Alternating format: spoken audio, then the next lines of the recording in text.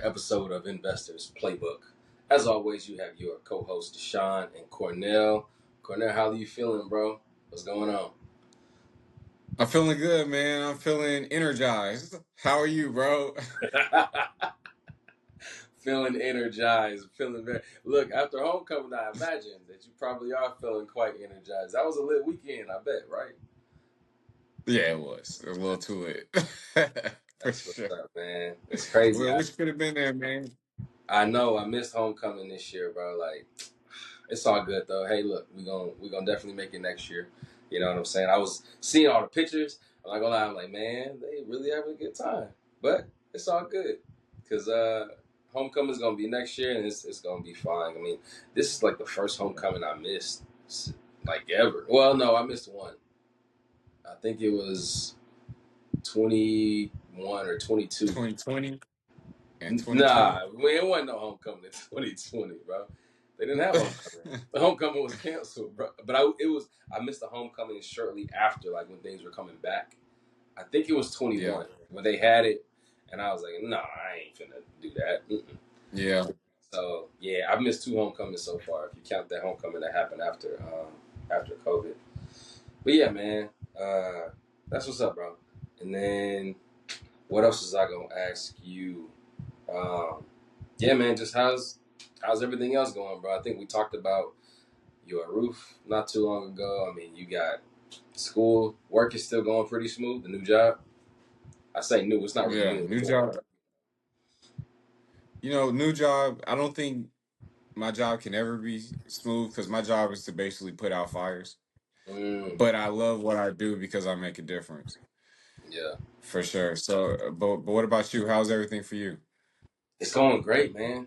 Um, it is everything is working, bro. I don't know if I said in the last episode, but I got awarded Black Engineer of the Year award. Did I say that? You did, and you just told us about your promotion. Yeah, okay. I thought I just mentioned the promotion, but they just gave me like the official, like, hey, these are gonna be the dates, so that's really exciting. That's what's up. Yeah, bro, it's gonna When be when is it? February 13th. So I'll be February at 13th. Baya February 13th, receiving a Trailblazer Award. That's what the award is, a Science Spectrum Trailblazer Award. So I'm pretty lit about that, bro. I'm not gonna lie, that's exciting. That So that's big, man, and I'm sure you deserve it. thank you, bro. Appreciate it. I, And I mean, I'm really. Oh, go ahead. I was just gonna say I'm unable to see your work in there, but just knowing you, I'm sure that you're doing what you need to do, and you're setting an example for every other black engineer. So, man, hey, keep doing your thing for sure. Appreciate that, bro. Appreciate that. And I mean, that kind of segues into what we're talking about today, right? Like, me and you didn't get here by accident. You feel me? You and your new role, me getting awards, getting promotions, like, it does not happen unintentionally, right? Like, we didn't slip into this. We stayed the course. You know what I mean? And when we saw that we were drifting off course, we corrected. So, like when I had graduated from Savannah State, I could not find a job. I was drifting far off course, bro. Like I got my degree, but I had no work experience. Um, I realized that in order to get back on course and for me to continue, or for me to first get into what I wanted to do, I had to course correct. You know what I mean? And for me, course correction was going back to school and getting my master's, because at that point, my bachelor's with no experience was not cutting it. And really, that's what I want to talk about in this episode: how powerful course correction is. And I just gave that as an example, but as you know, at Investors Playbook, we all about the finances, man. So when it comes to your finances, how do you think course correction plays a role in making sure that you don't drift too far away from where it is you're trying to go? Man, I feel like course correcting, just the phrase course correcting is powerful on its own, man. Because I think a lot of times people fall into habits, and habits create symptoms. Yeah, the habits create the symptoms. So like people will be in this like monstrous debt, and then they'll find like a band-aid to put on it. Like they'll get like a 0% loan and then put the debt onto that credit card in order to mask the actual issue, which is the spending problem Right. to begin with. So I just feel like, man, see, like having an overall view, a big picture view of what you're doing, why it's landing you in that situation, and you have to take the accountability for yourself and say, hey, it's time for me to do something different so that I can yield better results and different symptoms, more positive symptoms Man. for my habits. Nah, like that in itself is already so powerful, right? Like we've been talking about finances for at least like just talking about finances with people, right? Like explaining to them how we're getting invested in the stock market, how we're getting introduced to all these different ways to invest for like at least 7, 8 years, right? Probably longer than that. And I feel like a lot of times when we do have those conversations with people, they sound interested, they sound intrigued, but I think that a lot of times, like you said, they might be on a course that is not putting them in a place where they can be financially free eventually. And what I see as them not kind of paying attention to not just us when we're talking, but just in general. Like you said, pay attention to your own finances. Make sure that you're watching your spending habits. Make sure that you're buying things that actually matter, right? Like we talk a lot about instant gratification and we talk about delayed gratification. Sometimes that delayed gratification route is the correct route as far as course correction goes, especially if you are already swimming in debt. If you're already on top of debt, you have student loan debt, you have a large car payment that you got to pay every month. Unless you do some course correction with your finances, you will end up deeper and deeper in this ocean, and it'll get to a point to where like you won't even know how to save yourself. Hmm. So unless you find a way to course correct, like turn around, swing back closer to the shore, all you're doing is backstroking further and further out into the ocean. And a lot of times people don't even realize it, right? They think that, oh, I'm just going to spend this cool, sweet $150 here. I'm going to just spend $200 here. And it sounds like, small things, but these micro transactions, and I'm saying micro, but I'm saying hundreds of dollars because people think $100, that ain't nothing. $200, that ain't nothing. So microtransactions, they end up turning into thousands real quick. You know what I mean?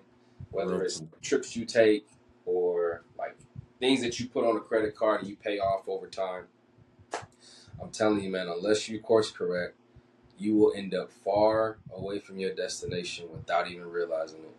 And yeah, go ahead. And really, people don't realize, man, it's the small things that build up Mm-hmm. to the big things in every situation. When it comes to, because I don't know if you ever talk to somebody about investing, but it's like, man, I don't have enough to do that.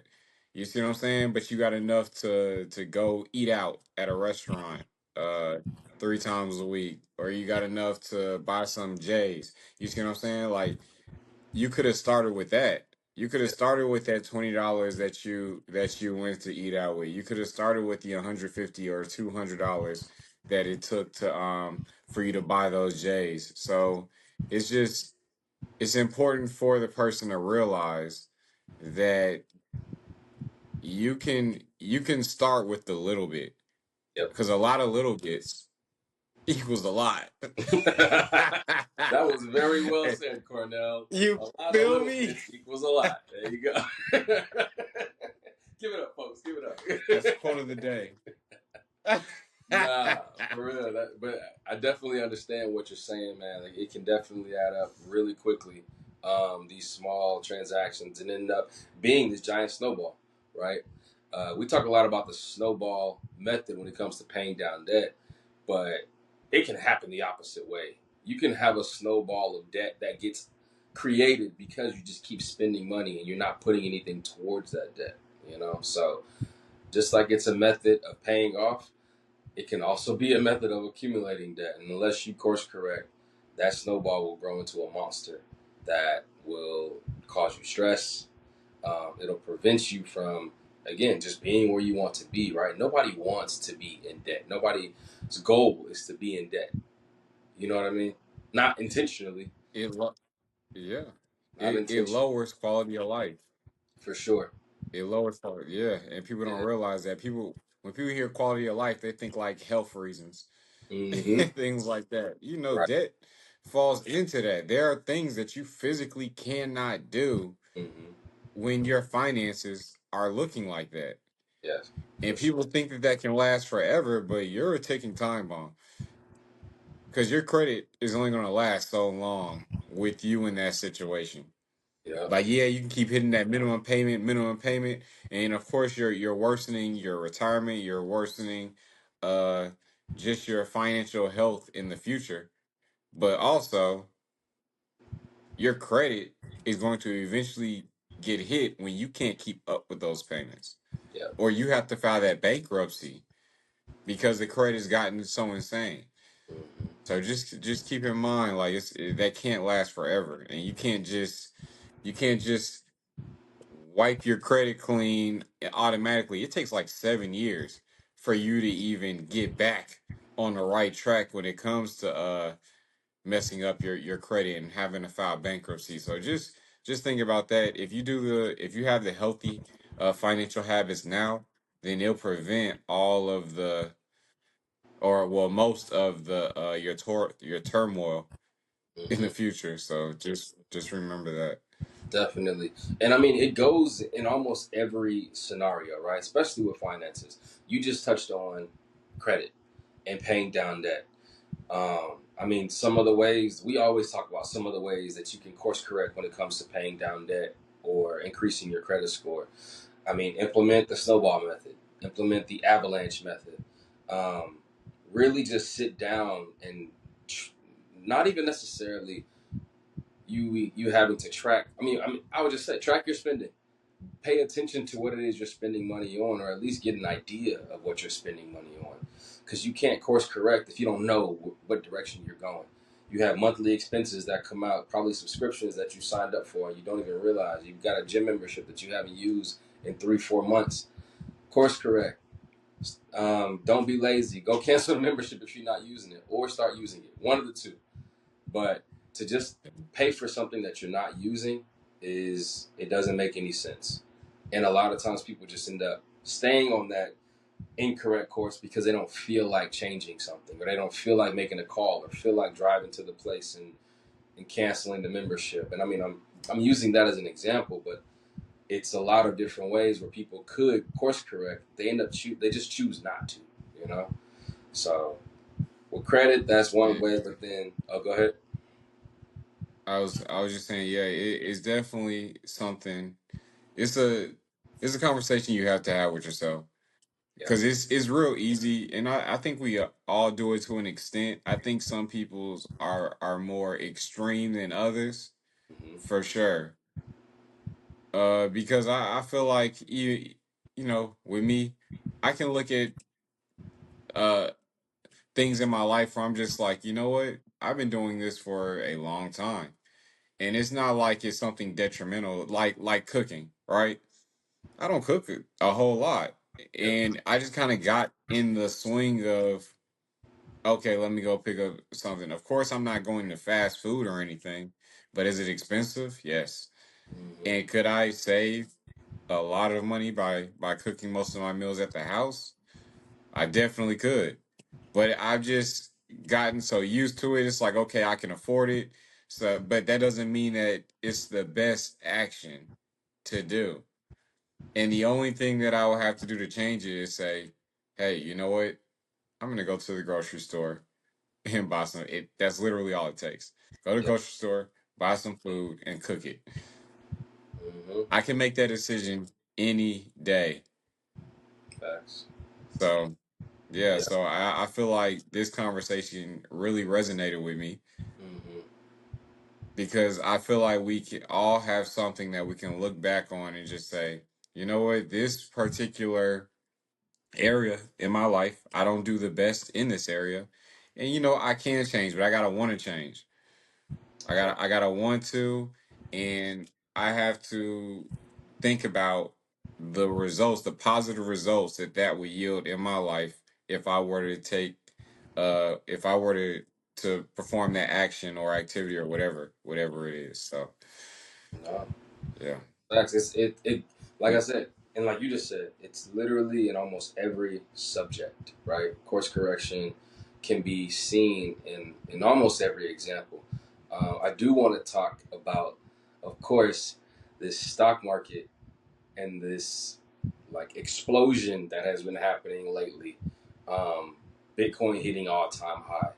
You got uh, Nvidia doing numbers, Google doing numbers, Microsoft doing numbers, tech stocks doing numbers. Um, and even with that, right, people tend to still believe that fast money is the way to go. And it doesn't matter how many times, how many years they see the stock market continue to perform 10%, 12%, 9% year over year over year, they don't course correct. They don't invest. Or they invest in penny stocks, trying to get 100% gain in a week. Or they'll do some outlandish options call or trade. Or it's like, even when it comes to that, if it doesn't work, then course correct. Try the thing that has worked for literally thousands and thousands of people, and you have proof, right? Putting your money into the, and they always do those comparisons on like Instagram, social media. If you would have put $100 into this stock in 2000, you would be a millionaire by now. Like that's, you Yeah. can't say those And same things you can about fact check like it. yeah, you can go Yeah. back and fact check it. Like this is not a joke. These are not made up numbers. These are real companies, and the So, people are making potentially real money because they stayed the course, right? We always talk about um, long term investing and the importance of it. If go ahead, and I feel like, man, there's no greater feeling. But yes, like just to confirm, like yeah, the stock market boom today was correct. Where I looked at my phone, I'm like, man, because with everything being at an all time high, my portfolio is also at an all time high. So I'm at a point mm-hmm. where I've never been in my life. You see Yes, what I'm saying? And there's no better feeling than looking at something. It doesn't even have to be money, man. Just looking at something is like, I built this. Like I did this. My actions in the past is what yielded me these results. mm-hmm. And because of the sacrifice that I made, big sacrifice, people might not look at it that way, but the money that and I'm not just talking, this is just my scenario. The money Right. that I've been putting in here every 2 weeks for the past decade, you see what I'm saying? No, for real. Is showing is yielding its fruits. While everybody else is buying cars, everybody else I'm still traveling, but I'm not blowing all my money to to do these things. While everybody else is doing all these things, I still got my head down and I'm like, I'm going to do this because I know that this to be right in my head. And then now I'm able to look at it and it's like the type of fruit that is yielding. And make you don't have to make $500,000 a year to become a millionaire. You don't even have to. I don't even think you don't even have to make six figures to become a millionaire. You don't Well, in LA, you like kind of do. Not just playing. I'm just playing. in LA. I was Probably just joking, depending on but your expenses. it was just I was Yeah, just joking. It really just depends on how much money you got going out, right? Like if your expenses are expensive, it might be tough. But no, for sure, you don't have to be making tons of money to make tons of money. You know, it's really about how you treat or how you decide to have your expenses set up. If you want to live an expensive lifestyle, then you gotta have the money to do that. But a lot of people choose to live an expensive lifestyle without having the money to pay for an expensive lifestyle. You know, then they end up just right. yep stuck. And I always think about you know how when you're riding, you got your GPS going, and you've taken this Mm-hmm. same route every day. Every day you know how to get there. Now you just turn the GPS on out of habit. But today the GPS says, don't take this route, take this one instead. And you're like, no, I don't want to take that route. I've been taking this route for the past year and a half. Why would I change directions?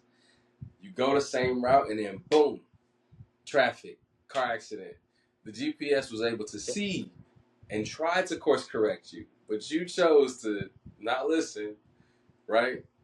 And now you're stuck in traffic. So, not that we have future sight Man, to that degree, but go ahead. just to add to that, something so crazy. Mm-hmm. Sometimes the GPS won't pick up certain things. Like a perfect example, I was in Savannah. There was a homecoming parade. I Uh, got stuck in traffic because it did not account for the roadblocks.